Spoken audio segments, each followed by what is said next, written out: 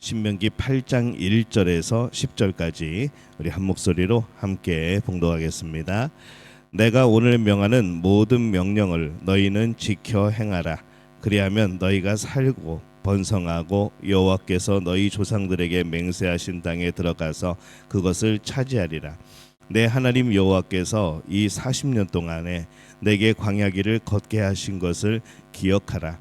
이는 너를 낮추시며 너를 시험하사 내 마음이 어떠한지 그 명령을 지키는지 지키지 않는지 알려 하심이라.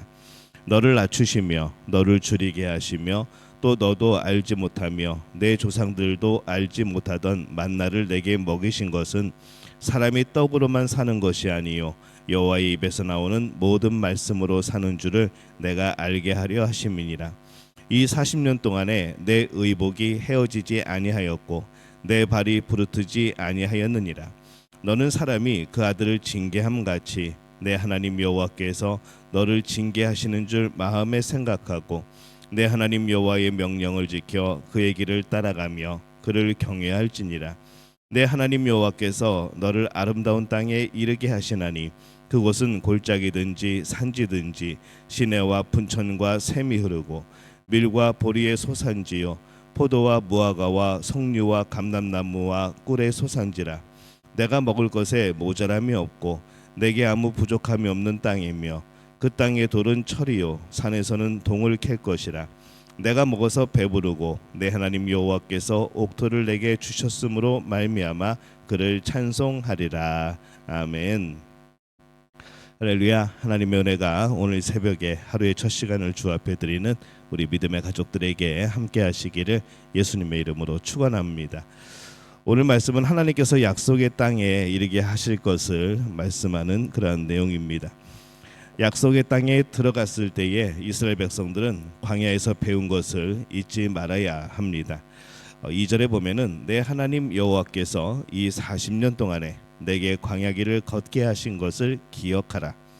이는 너를 낮추시며 너를 시험하사 내 마음이 어떠한지 그 명령을 지키는지 지키지 않는지 알려 하심이라. 이렇게 말씀을 합니다.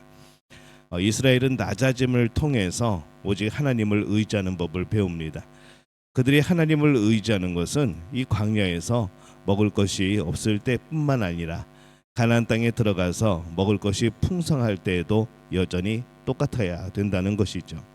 그래서 낮아지고 하나님을 의지하는 법을 몸소 익혀서 늘 그대로 살아가는 것, 그것이 내 환경이 좋을 때나 내 환경이 어려울 때나 살아가는 것, 이것이 정말 중요한 것입니다. 그래서 기억하라 라고 말씀을 하죠.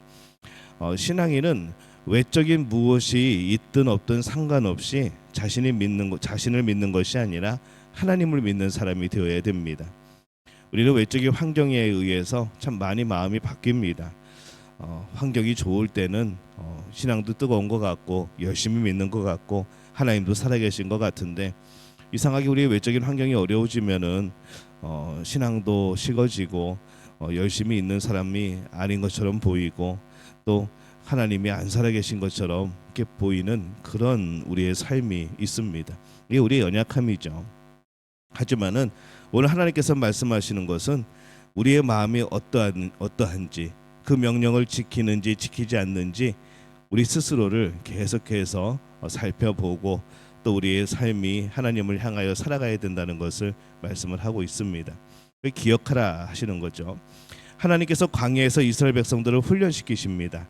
3절에 보면은 너를 낮추시며 너를 줄이게 하시며 또 너도 알지 못하며 내 조상들도 알지 못하던 만나를 내게 먹이신 것은 사람이 떡으로만 사는 것이 아니요 여호와의 입에서 나오는 모든 말씀으로 사는 줄을 내가 알게 하려 하심이니라. 이렇게 말씀을 합니다.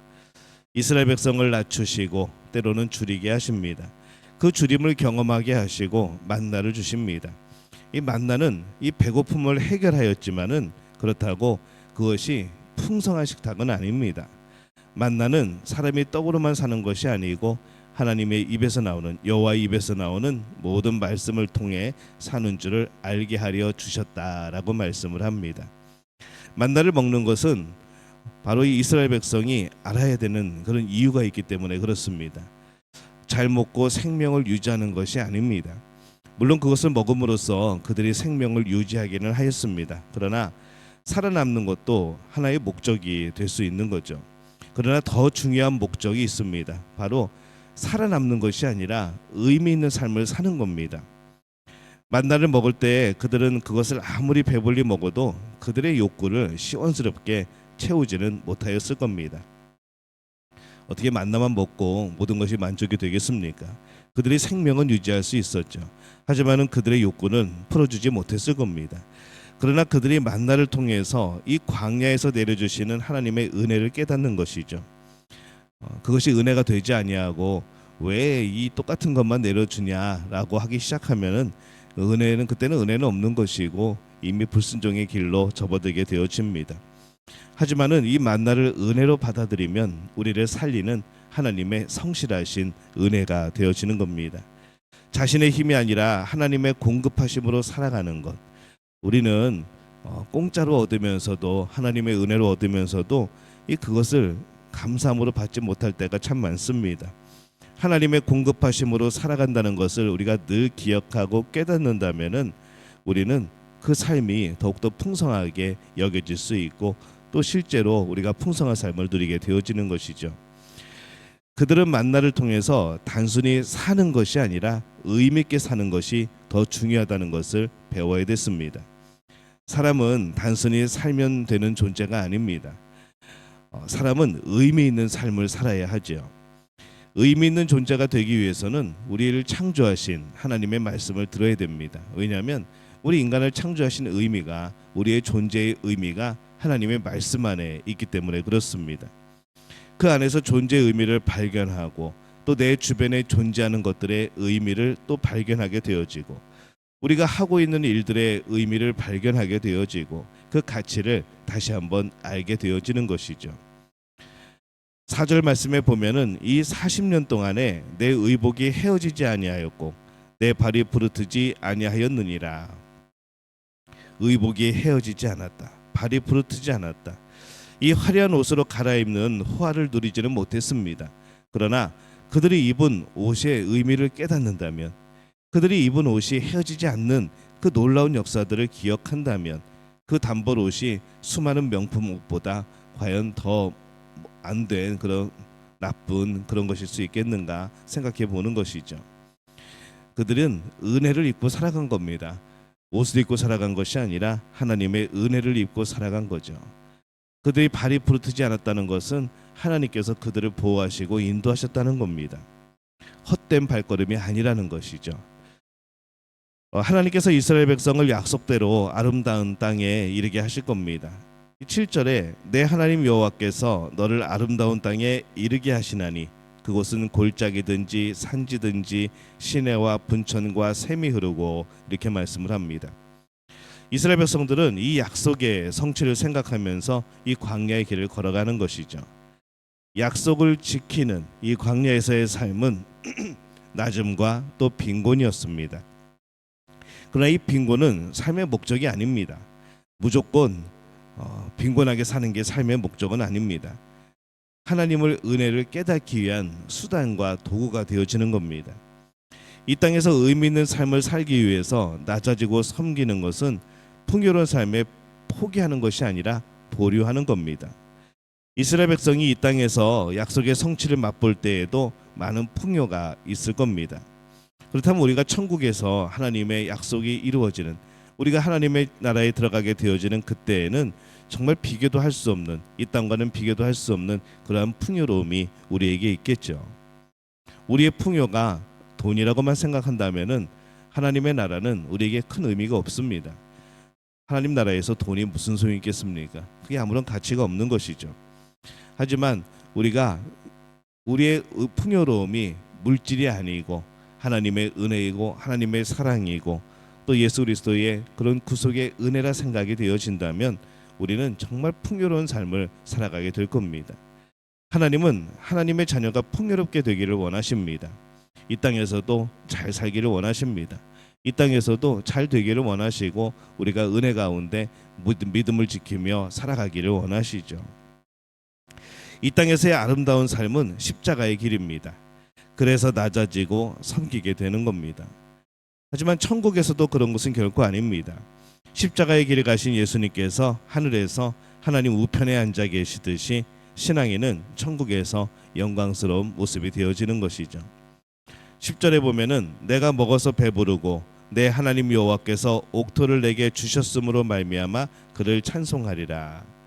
하나님께서 주신 이 풍요로움 속에서 하나님을 찬양하는 것이 신앙인의 가장 이상적인 모습입니다.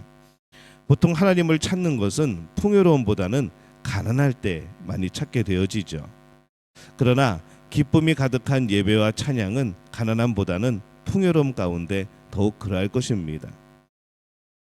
하나님의 은혜를 깨닫고 하나님이 주신 풍요로움을 느끼고 내가 하나님의 은혜로 살았다는 것을 깨닫고 고백할 때에 우리 예배가 더욱더 풍요로워지고 찬양이 풍요로워지는 겁니다. 이스라엘 백성이 가나안에서 그러한 풍요로움 속에서 하나님을 찬양하고 예배하게 되는 것은 지극히 일시적입니다. 그들이 살아있는 순간에만 그럴 것이죠. 하지만 우리가 이 가나안에서 풍요는 그곳에서 끝나는 것이 아니라 우리 영적인 의미로 영원한 하나님의 나라의 풍요의 맛보기가 되어지는 겁니다. 진정한 풍요는 영원한 나라에서 가능할 겁니다. 영원히 찬양하고 영원히 예배하고 영원히 기쁨을 누리고 그 감사함이 영원히 이어지고 이 진짜 풍요로움이라는 것이죠. 그때 우리는 진정한 기쁨으로 예배하게 될 것이고 진정으로 찬양하게 될 것이고 감사하게 될 겁니다. 의식주의 부족함 부족할 수 있습니다. 그러나 너무 걱정하지 마시기 바랍니다. 영원한 나라에서는 결코 부족함이 없을 겁니다. 매우 풍족할 겁니다. 그 나라가 있기 때문에 우리는 믿음으로 이 땅을 살아가는 것이죠. 이 땅을 살아가면서 하나님 나라를 위하여서 때로는 우리 물질을 포기할 줄도 알고 때로는 하나님 나라를 위하여서 우리가 낮아질 필요도 있습니다. 신앙인은 약속의 땅을 향하여 가는 사람들입니다. 이 땅은 단순히 살아있는 것이 목적이 아닙니다. 이 땅에서 우리는 살아있는 것은 의미 있는 삶, 아름다운 삶을 살기 위한 것이죠. 그래서 하나님은 말씀하시죠. 사람이 떡으로만 빵으로만 사는 것이 아니라 말씀으로 살아야 된다. 우리에게 그것을 정말로 알려주시고 싶은 겁니다. 너희들이 살아있는 것이 목적이 아니다. 너희들이 이 땅에 사는 것은 의미 있는 삶을 살기 위해서이다 라는 것을 알려주고 싶으신 겁니다. 말씀에서 말하는 진정한 의미의 삶, 진정한 삶의 가치를 통하여서 우리가 진정한 삶을 살아가는 복된 분들이 되어주시기를 바랍니다. 우리가 정말 사람답게 살게 되어지는 것이죠. 풍성함은 우리가 지키고 있는 말씀에서 이미 약속하고 있습니다. 하나님의 말씀을 지키면 하나님께서 그 풍성함으로 함께 하신다 약속을 합니다. 하나님의 약속이니까 그 약속이 어긋날 일은 없을 겁니다. 그 약속이 취소되는 일도 없을 겁니다.